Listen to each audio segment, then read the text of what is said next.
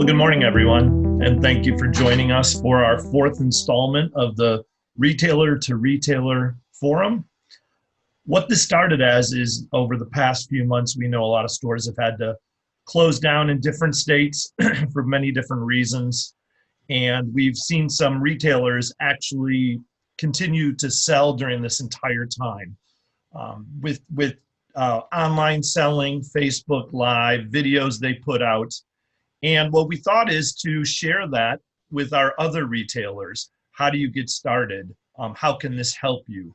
And we know only going forward that this is going to become more instrumental as there's going to be snow days, other types of days that come along that maybe the brick and mortar has to close, but you can continue selling online.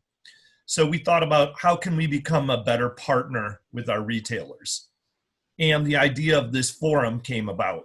So we've had 3 sessions. The first was with Mary Liz Curtin, the owner of Leon and Lulu in Clawson, Michigan.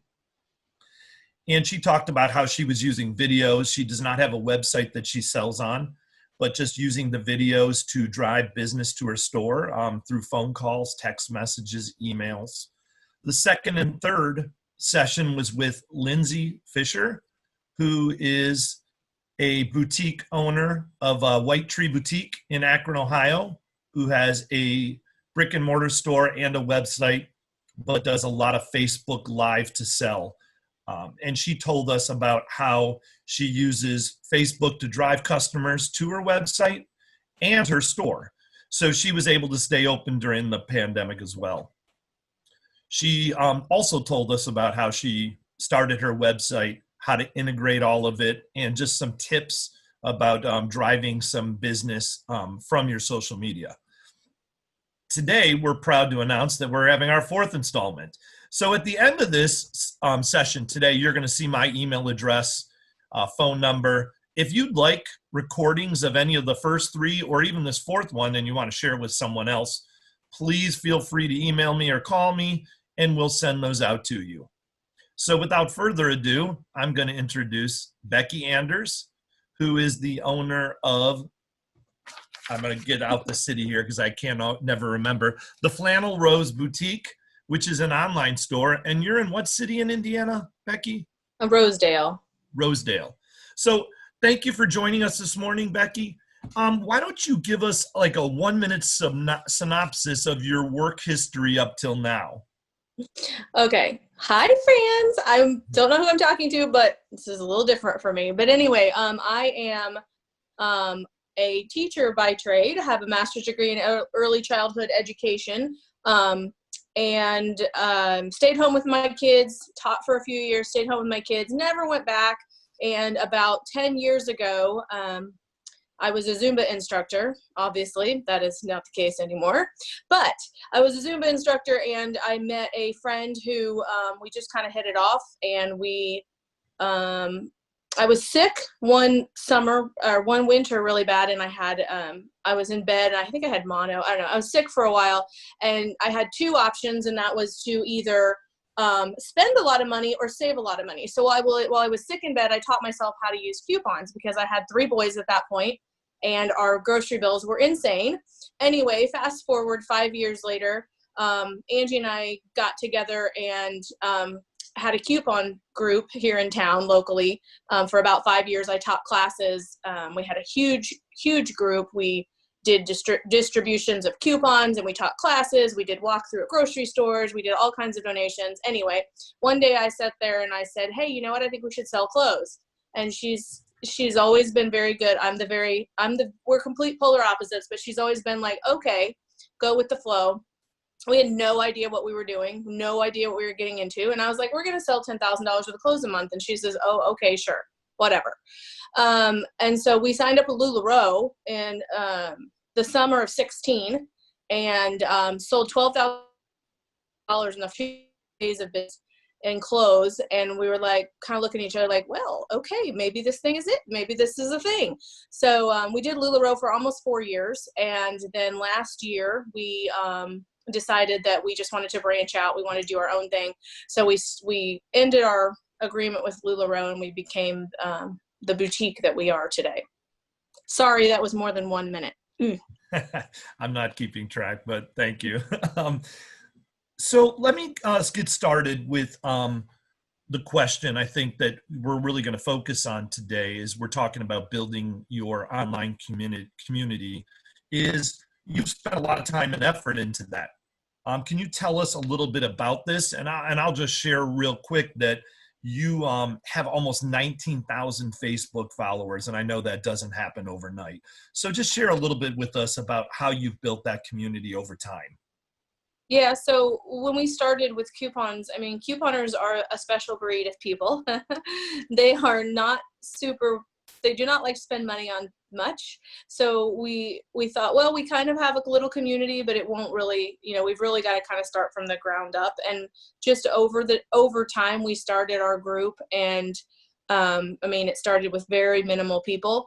But I'm a true believer in quality versus quantity, because you can't necessarily always look at those numbers. Some of the smallest groups that I know generate more income than you could even imagine. So it's really about the strength of your community and the things that you do to build it and make it strong and keep it strong.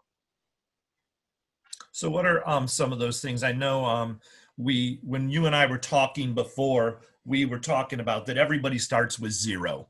And you kept saying to me, well, how do you eat an elephant? One bite at a time. Yeah. So what are some of those beginning steps that you took? Yeah, I mean, it's just, you just really have to focus every day if you're going to build that strong online presence. And we don't have a brick and mortar. We sell 90%, 85 to 90% of our stuff is sold via Facebook Live. We do have an app, so that has come into play some, but our Facebook group also that we go live in is our heartbeat of our entire business. So you just have to just really focus on every single day. You have to be putting up some kind of engagement, and I can talk about different things that I have found to be the best types of engagement to just really hone those skills. You have to put yourself out there. I'm a little bit social, but you have to really be willing to put yourself out there, because people want to know that you're a real person and they want to connect with you, and you have to find ways to connect with them and make them feel like not just a number, but an actual person. And that when they shop with you, they're actually giving back who they're benefiting, who they're shopping with, who the people are that they are supporting. And it's just an everyday. Not a day goes by in the last 5 years that something hasn't been posted on my Facebook page. I mean, I don't care if I'm sick as a dog or on vacation, it still happens. It still goes on to keep their engagement and to keep that community strong. So can you expound a little bit more about the engagement piece with Facebook? Because we talked a little bit about the algorithms offline, you and I did. If you could just explain that a little bit to some of our retailers who may not know all about that. Yeah, and we have experimented, and Facebook algorithms change every Tuesday, literally. And so it's a constant game. But the things that I have found that that the algorithms like, the more comments that you can get on a post, and I don't know, maybe I'm boring people and they know this, but I didn't. The more comments you get on a post, the more it shows up in people's feed. The more times you can get somebody to even like something, the more your stuff shows up in their feed.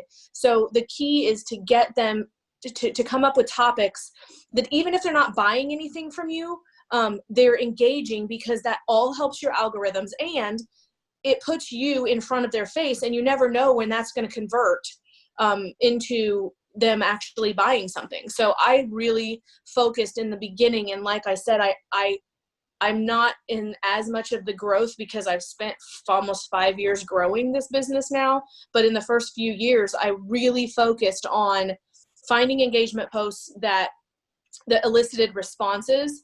If you do on Facebook the big block thing where you can choose a color and then you just put words on it and there's not a picture, those actually carry more weight as far as algorithms go than you don't want to use a Google picture. You want to use real pictures. They want to see pictures of people's faces. They want to see your face. Facebook likes that kind of stuff better. So if you're throwing up stock photos all the time, those are not going to get anywhere as they're not nearly as weighted as if you snapped a picture literally with your camera, your phone in front of a mirror, which if you scroll through my Facebook feed, it ain't fancy. And they like that. That will get shown to more people than a stock photo will. You know, I love, again, going back to everybody starts at zero. And one of the things you told me that was really interesting, you said you engage with talking about kids and pets, nostalgia. And you said in the beginning, it was so important that you responded to everybody's comment. Yes. And I know that's very intuitive and it makes sense, and that increases the Facebook algorithm. But can you tell a little bit about that? Because like you said, you're not necessarily in that growth phase, but people that may be on right now starting out, they're going to be in that growth phase. Yeah. I mean, in the beginning, it was me and Angie, like, let me tell you, there were days when I just wanted to pound my head on the wall, because sometimes you'd have 500 comments and you're like, okay, I can do this. And you want to respond to them so that they feel like they're just not just a number to them. So, and that's how you get to know them too, because you don't have a brick and mortar like we don't have that opportunity to see people in person.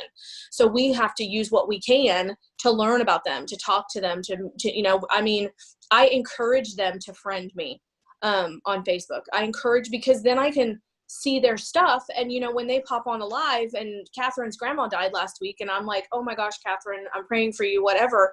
She's like, holy smokes. She actually remembered. She actually, I'm not just a number to her. And so it's so important, because if you build that base of those 100, 200 people that you really know, it will pay you back thousandfold, because they're going to tell everybody. And they're gonna spread their warm fuzzies to everybody. Hey, this boutique really takes an interest in you. Come join us, blah, blah, blah.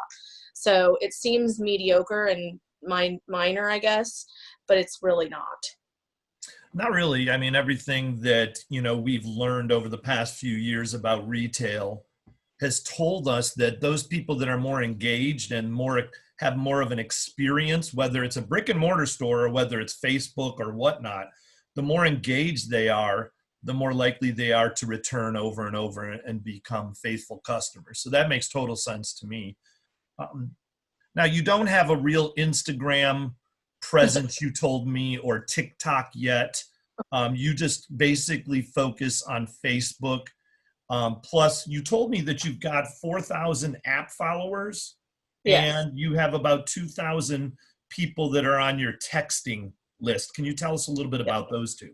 I mean, so when we have comments sold, and because of our volume, we got an app right away, and we started with, I mean, it takes a while. The app has really started growing the last 6 months or so, because they're realizing it's a lot easier to shop that way, because we can go live in the app now. So that's a huge thing. And then the text messages, I mean, I would love it to be more, but that has grown. That has probably doubled this year as well. It's just slow over time. I have it in my questions on when they join our group. I have a question that says, hey, do you want to get all the exclusive info or something? Drop your digits. And if they leave their phone number, that's an opt-in. So I have my virtual assistants put them in our text thing at that point if they leave their phone number. And I'd say probably about 40-50% of them will leave their phone number. So, okay, so that's a step that's probably further down the line. If people are just beginning and they're in the growth phase, that's something further down the line, is what you're saying?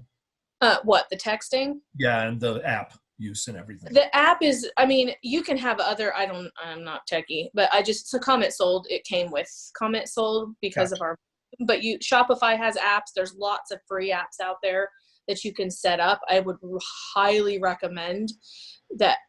I mean, our app outsells our website tenfold. But we also have it push the website, because we do the app because it's just so much easier, and we can go live in the app, and live is where our bread and butter is. So, well, let's talk about one of the main things that grew your following, and that was charitable giving. Can Yeah. you tell us a little bit about how that started and maybe give us a concrete example? I mean, it just, I always try to look at myself as though I'm the shopper, and I look at the sites that I like to shop on, and I try to emulate some of those things and some of those policies. And, if I was the shopper, would I like this? And if the answer is no, I'm not going to enforce that on my people. The same way with finding vendors and finding sites that give back, or that have a purpose, or they have a charity that there's a lot of vendors. Roma Boots that gives a portion or gives boots to kids, and so we always try to give back as we have received, I guess. And we've done a lot. We have a real soft spot for kids that are hungry, so we've done a lot for feeding, just backpack programs in town. At Christmas time, we do a lot of adoptions and, turkeys and hams and stuff and all of that. We did a benefit for a little girl who has cerebral palsy and got her a special thing for her wheelchair so she could communicate, which was like, I don't know, $15,000, and her parents couldn't afford it. So we raised money for that. And then you really want to be in their faces almost. It drives my kids crazy because I had to teach them that it's not bragging. It's showing them what their money is going towards. I'm not trying to post this stuff to brag. I'm saying, thank you guys for giving us the ability to be able to do this. It's not just us, it's you guys. You guys are the reason we're here. And I say that on almost all of my lives. I say, it's like Bob Barker, except I end with, hey, we love you guys. Thank you for supporting us. Thank you for being here. We wouldn't be here without you. Have your pet spayed and neutered, that kind of thing. And that's just, it kind of becomes funny. And if I don't mention something like that, they're like, well, you didn't end it right. So, but just really, really, really getting in their face of, hey, this is what you guys are enabling us to do. And that also brings back community. And let me interject something from one of our previous forums, because if someone is new today listening for the first time, they may be a little overwhelmed at this moment going, how am I going to do all of this? And we talked earlier in one of our first forums, I think it was number 2, is we talked about having a caretaker, someone that takes care of this for you. You and I talked offline, and you were saying, hey, if I opened a brick and mortar, I know that's a lot of work and it's really hard. And you said what you do, it takes a lot of time and is really hard. And so if someone's sitting here going, well, how am I going to build all that? It's really important to get someone to take care of it for you, whether it's someone who works in your store. Lindsay told us how she used someone in her store. She just pays them an hourly fee and they take care of everything for her. So there is ways to do both. But I just wanted to interject that just in case someone's going, oh my gosh, I can't do this. You can't. Well, yeah, and I want to interject too. In the very beginning when we started LuLaRoe, one of the very best pieces of information advice that I ever got was pay the people to do the things that don't make you money. And that was like a light bulb moment for me. It was very early on in LuLaRoe, and we were just kind of like, oh my gosh, what have we gotten ourselves into? We cannot physically do this by ourselves. We knew we were at the crux of everything we could physically handle, and we needed to grow. And so when I grasped that concept and I ran with it, our business just exploded. And you have to look at it not as how much money you're spending, but you have to look at it as how much more you can make, because it's freeing you up to focus on the revenue streams. When you pay somebody to do the shipping, you pay somebody to do the Instagram, you pay virtual assistants to put all your posts up, you're paying them X amount an hour. But if you're increasing your sales day $1,000 a day, it's a no-brainer. Well, and to be frank, in the past few months, if you haven't had somebody doing that, you haven't been bringing in any cash flow, period. So you're right, it is an expense, but it's a necessary one in the times we are. And going forward, we know that having that digital marketplace is really important. Yeah. One of the reasons I brought up maybe having someone who's a worker in your store, someone who's maybe younger, is they're familiar with all these types of social media. You Yeah. told me a story about an Instagram person that you knew. Could you Yeah. tell everybody that story? Because it was one way you told me you built a lot of followers in a short period of time. Yeah, and that's something that, you know, I mean, if you wanted to reach out to other Instagrammers, bloggers, whatever, that have a good following, they're always, almost always up for free stuff or for trading or for, you know, for a little props to you, a little link to you and stuff. But I just happen to know personally, locally, through my couponing, I knew a girl, she was 25 at the time. I don't even know if she was that old, 23 at the time. And she had significant health problems. She was almost 500 pounds. And so she, in, I think it was January of 16 or 17, she decided to change her life. And she fast forwarded, and she now has 2 million Instagram followers. She went viral. She's been on the red carpet. So anyway, I was just really, really proud of her and happy for her. And I loved the fact that I feel like through what we do, we can make people feel beautiful no matter where they are in their journey. And so every 100 pounds that she lost, we would bring her in and we would re-outfit her. We would give her all the clothes because she would need all new stuff. And she would do a blurb for us, and we would do a blurb for her, and we would do a joint like giveaway, and she was doing diet bets, and we would give a $100 wardrobe to the diet bet winner just because it's just something that's dear to my heart. And that really helped. We've got a lot of loyal customers from her because she has so many followers.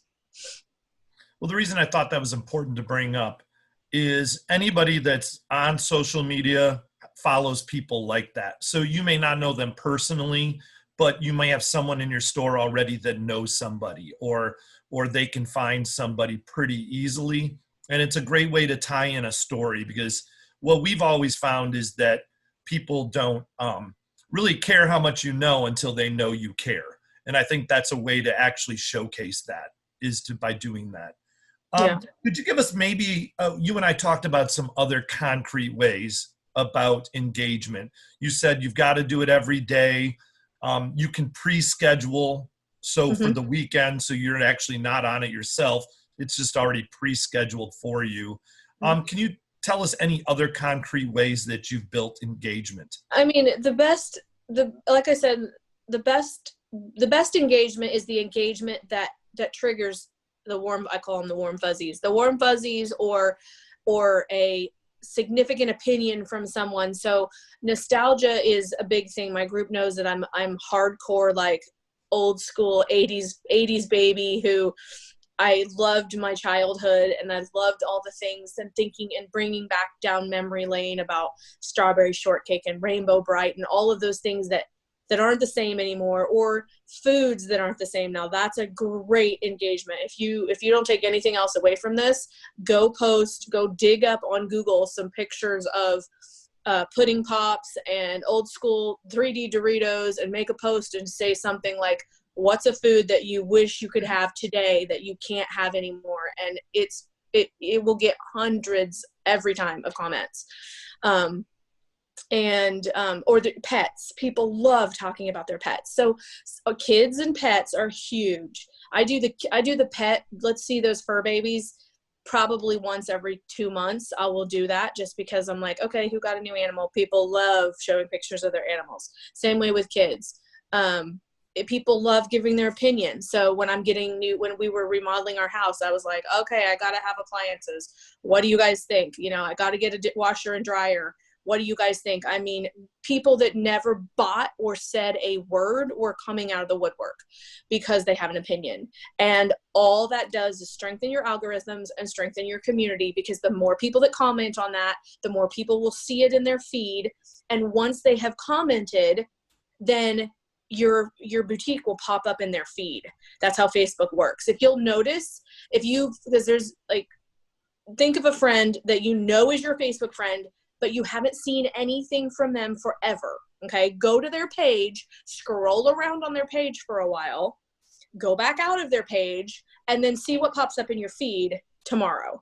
their stuff's going to start popping up in your feed. It's the same way with your boutique. It's the same way with your business page. The more you can get people to engage, to like stuff, the more you're going to be in their face, whether they want it or not, because that's how Facebook works.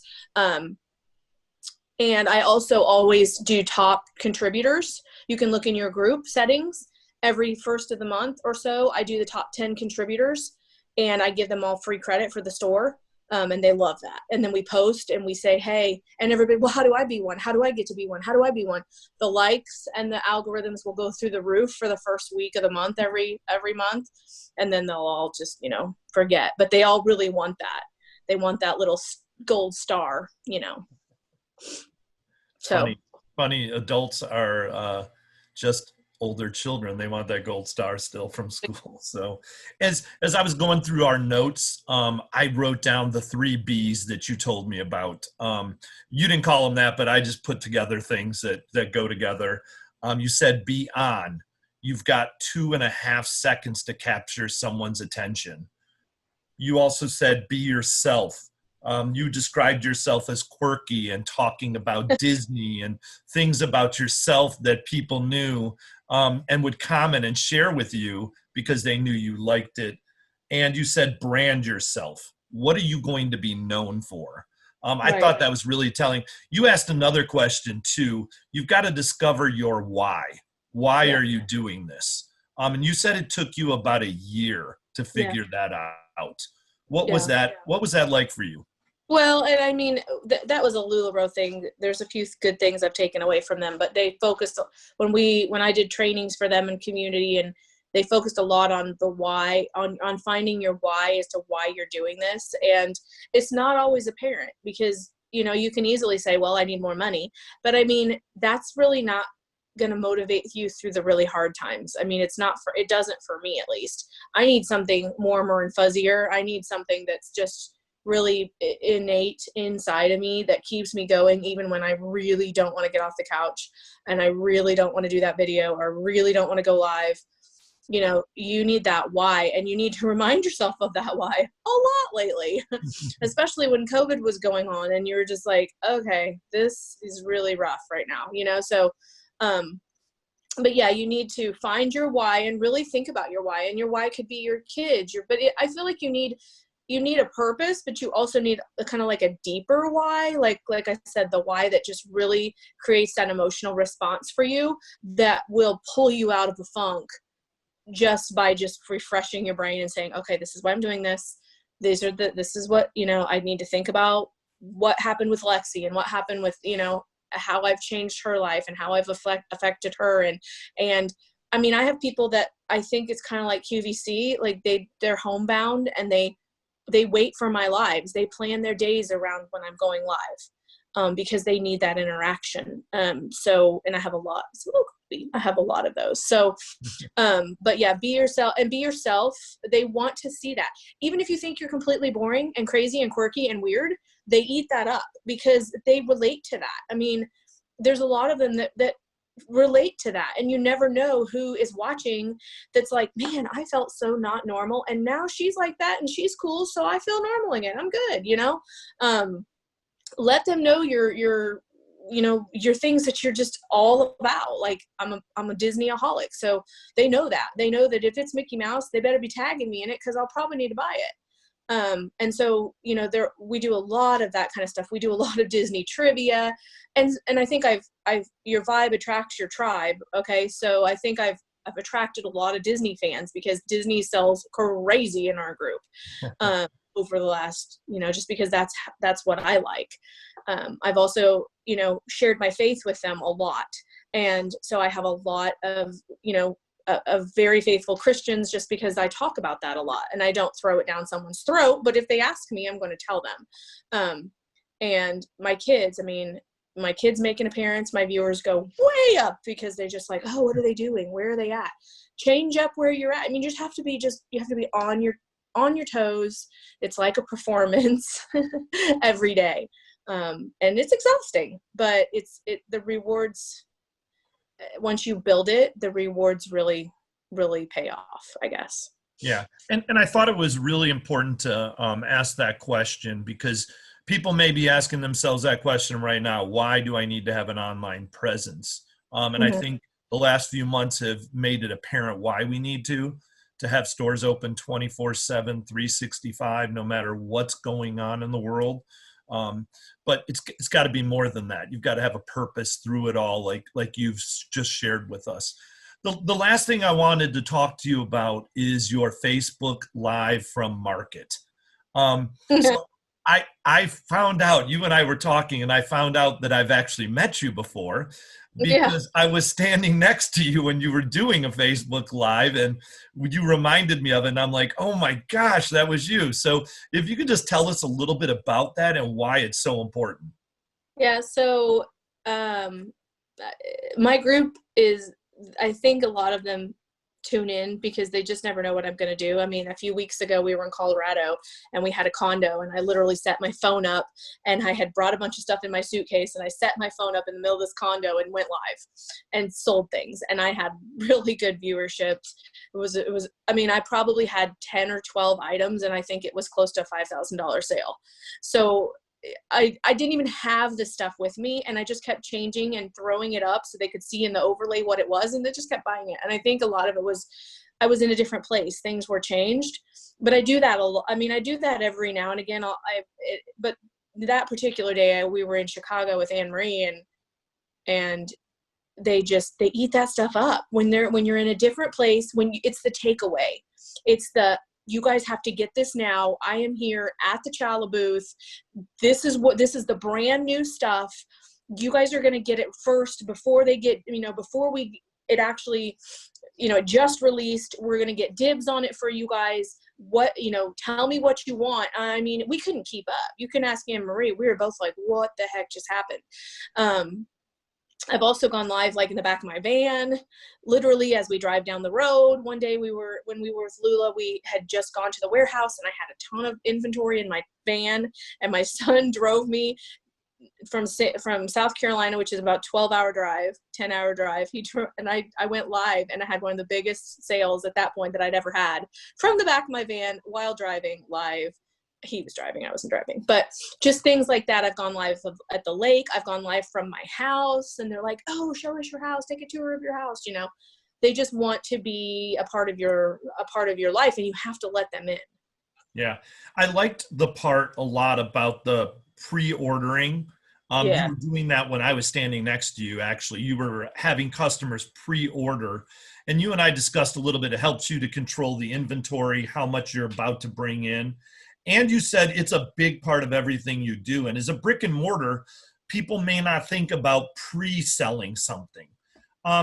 Just give us just a real quick benefits of pre-selling like that. I mean, it's a no-brainer for us. We do a lot of pre-sales. It's a significant portion of our sales every month, and we operate out of about 1,000 square foot basement right now, and we are getting ready to finally build a warehouse. But for the last 4 years, we've operated out of my business partner's literal basement in her house, so we don't have the space. And I have no desire for a 10,000 square foot warehouse. I don't want the overhead. I want to keep my prices down for my customers. And so pre-selling is a must for us, and we just do a lot of it. And our customers just know, we always say it's pre-sale. We always say, but it helps us to order what they want and not order a ton of stuff that they're not going to want. And it also helps me if I put up something I think is going to be amazing and nobody buys it. Well, I'm glad I didn't bring that in, because I would be sitting on it. So even if you have a brick and mortar, I feel like there's a way to do some pre-orders. I think you could, I personally would do it if I had a brick and mortar. I don't ever want to have one, but if I did, I would definitely do some pre-orders, and you would just have to maybe have a sample out. And a lot of vendors are good about letting you have a sample of it. And then you just let them know this is a custom order. This is an exclusive order. We're only ordering we're placing it for you. And even you'll see big retailers doing that. Like when they launch a new product, they'll take pre-orders for it. I mean, heck, Apple does it for their iPhones. So, it just really helps with inventory control, and especially during Corona, when stuff got real scarce, we started doing more of that. But yeah, we do a significant amount of pre-orders. Graphic tees, we always do pre-orders on graphic tees. And nobody really has a problem with it. I mean, I don't do pre-order. I don't take their money unless I know I'm going to have it in a few weeks. But I typically I will only, because we have a waitlisting system in Comment Sold, which is another reason Comment Sold is amazing, but they can waitlist it and pre-authorize it, so that once it comes in, we just literally click a button and we get it's already takes it off their card. They don't have to do anything else. But I only do that once it's shipped. So if I know it's going to be like a production, we do a lot of custom leggings and stuff. If it's going to take 4 to 5 weeks, I do not charge them. I eat that cost. And then once it's shipped, then I hit the button and then they get charged for it. Cause there's issues, there's shipping problems right now. There's always vendor issues. So I don't trust it, but yeah, pre-selling is huge for us. Huge. Yeah. And I thought that was important for brick and mortar stores. They can still do something like that from market. I've seen some put up like a survey and asking their customers, what colors should I bring in? And again, it just helps you to focus on your customers. It builds engagement. People like it that you're asking their opinion, like you said, and asking of them what you should bring in and how much you should bring in. And again, it helps you. It doesn't matter what type of store you are. It helps you control inventory. So Yes. you're not, you don't have 40 pairs of boots when you only needed 20 or 30. So I thought that was just important for no matter what type of store you have. That's a good way to help everybody. As we're wrapping up, there was a question that one of our listeners had for you. They went from a mobile store to an online store. They kind of switched over during the last few months, and said that they were considered more of like an impulse buy when they did this. How can they switch from people considering them as an impulse buy to being more of a mainstay for gifts? And the reason I'm asking you this question is because from our conversation, I know for a while you sold basically a lot of apparel, and now you've switched into gift items as well. So you've actually made a switch just, I think, is it maybe this past 6 months you did? Yeah, or was it a little bit longer? We always sold apparel. Right. It's just when COVID happened, clothes stopped selling. So we had to shift gears real fast and figure out what would sell. And we went into, I mean, you can ask Anne Marie, I was selling I was selling puzzles like you wouldn't believe, the food, the snacks, the quarantine snacks. I mean, just random. I guess everyone decided that they needed those things because they couldn't go out and get them. The hand sanitizer and the masks and the puzzles and kids art kits and anything to occupy your children at home because they're all quarantined up was selling like hotcakes. We didn't sell clothes for probably 3 months. And then once everybody was allowed to start going out, all of a sudden, boom, the clothes are now back up to what I would consider normal. But what I would ask that person, and I don't see a name, sorry, but I would ask when was the transition in all of this? Because the last 6 months, 2020 has not been right in any way. So if you're judging from what's been going on in 2020, I would probably just throw that all out the window and try again. But in order to not be that, you just have to, I would bring in some things that are more of a, not just a Christmas type of gift. I would bring in things like scrubbers and wet-its and things that people really can use to clean with or that they need more than just a seasonal gift, I guess. And maybe some clothes too. I mean, I don't know if you're just wanting to stick with just gift things, or if you're wanting to get into the clothes thing. I would need more information to to answer that more educatedly. That's not a word. Well, if customers are like me, I go to buy a gift for someone else and I end up buying a gift for myself too. So I see what you're saying about just having a diverse offering of gifts and items like that, things you need, but also things that people want. So it's both. Hmm. I'm kind of wrapping up here. I just wanted to thank you, first of all. You know, you've been so informational, willing to help other people, sharing things that, you know, have worked for you and have not worked for you, and just being willing to do that. So thank you so much, Becky, for your time and for doing that. Also, I wanted to share with all of our listeners, if you have any further questions or want some of our other recordings, my email address is up there, phil@dnasales.com. You can email me. My phone number is up there. You can call our office. Also, in the chat room is Becky's. Your website is in there, www.flannelroseboutique.com. So you can check out what Becky does. And again, thank you for joining. We are going to be having our next forum August 6th. And one of the things we'll be talking about is, so yeah, we built this community and we're starting to build this community and we've got this social media driving it. How do you ship it all out? I mean, that's an important aspect that sometimes people don't ask themselves. And we're going to have on a retailer that does a fabulous job with shipping and how they cut cost and things like that, that they can share some concrete steps. So thank you, Becky. And thank you all for joining us today. Have a great Yeah. day. Thank you.